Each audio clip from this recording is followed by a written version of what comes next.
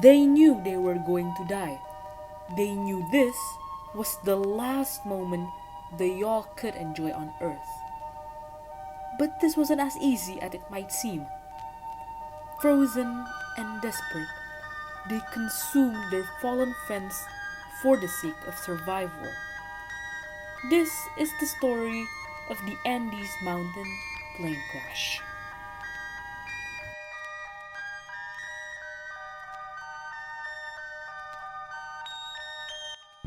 A plane carrying 45 passengers, including a rugby team from Uruguay, crashed in the Andes mountain range between Chile and Argentina. The tragedy happened on Friday, October 13, 1972. The aforementioned plane was a rundown Uruguayan Air Force Flight 571. The team were en route to a match in Santiago, Chile.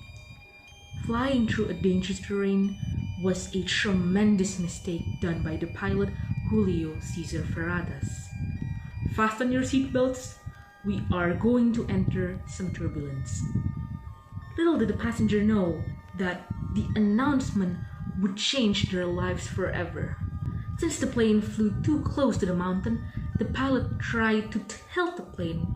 However, the sudden movement caused the engine to spurt and the plane hit the mountain.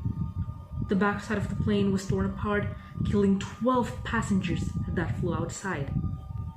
The remaining part of the plane was left in ruins in the middle of a blizzard. Those who are fortunate enough to live after the devastating crash were stranded. Any food and warm clothes they could find were gathered after the wreckage. Day by day went without any help. But the misery was actually the beginning. Out of nowhere, an avalanche struck and took 8 more lives. Vegetations were not present, let alone animals they could hunt. Starvation led the survivors to do the unmanageable. Bodies of the deceased were settled and preserved in dense snow. Some were reluctant to feed on their teammates, yet in the end, there was no other choice. The remaining 16 survivors was rescued 72 days later after Roberto Canessa and Nando Parado trekked for 10 days to get help. Nothing as gruesome as this has ever happened in the history of survivors. Roberto Canessa was a 19-year-old medical student when the plane crashed. He was the one who proposed the idea of consuming the deceased. The idea became controversial years later after the tragedy when he published a book entitled I Had to Survive: How a Plane Crash in the Andes Inspired My Calling to Save Lives. Along with an interview with National Geographic, Canessa clarified how the joy of living became the key to overcoming death. Other books have also been made, and one movie entitled Alive, starring Ethan Hawke, was based on Canessa's grueling experience. One could not describe how devastating the journey was for Canessa and his friends to maintain that sanity on the frozen wasteland. Throughout the entire time, Canessa, being a medical student, was redeemed as a savior when his ingenious survival methods, such as melting snow from aluminum sheets, Skinning plane seats and turning them into blankets, and lastly, mending the wound of the injured. Unfortunately, not all were fond of Canessa, especially with his choice. In conclusion, cannibalism was the center of it all.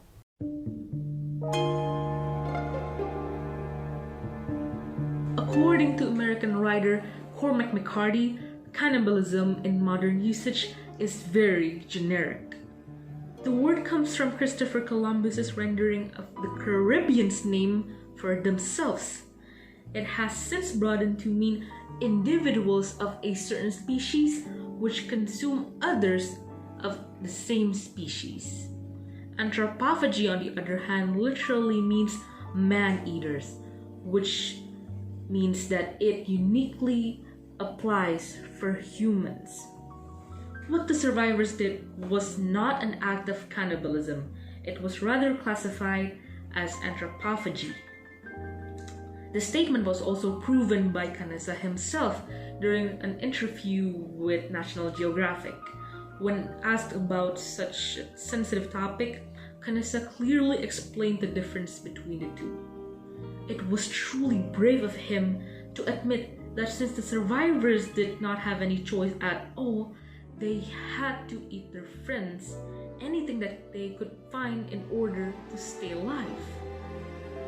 But people are divided over this. Their questions include, is eating a person justified?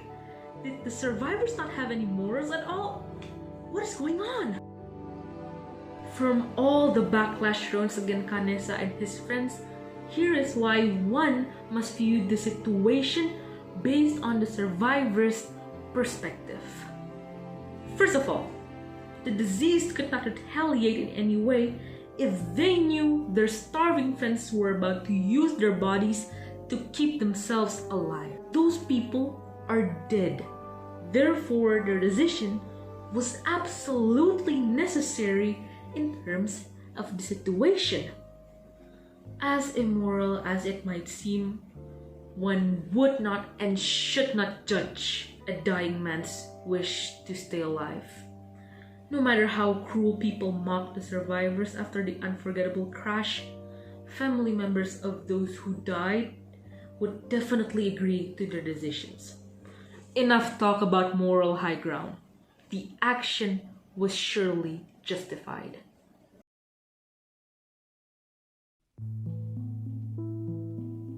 British adventurer Bear Grylls once said, "Survival can be summed into 3 words. Never give up." That's the heart of it, really. Just keep on trying. That's what he explained. After the crash, Roberto Canessa became one of Uruguay's best pediatric cardiologists. If it was not because of this event, he might not have achieved such a grand title. If desperately consuming a dead person in order to stay alive is still considered as an unforgivable sin or even crime, those brave men might not be able to be present here today. Canessa and his friends might not be able to deliver such an awe-inspiring story that taught people to be grateful with what they have. And that is the Andes mountain plane crash.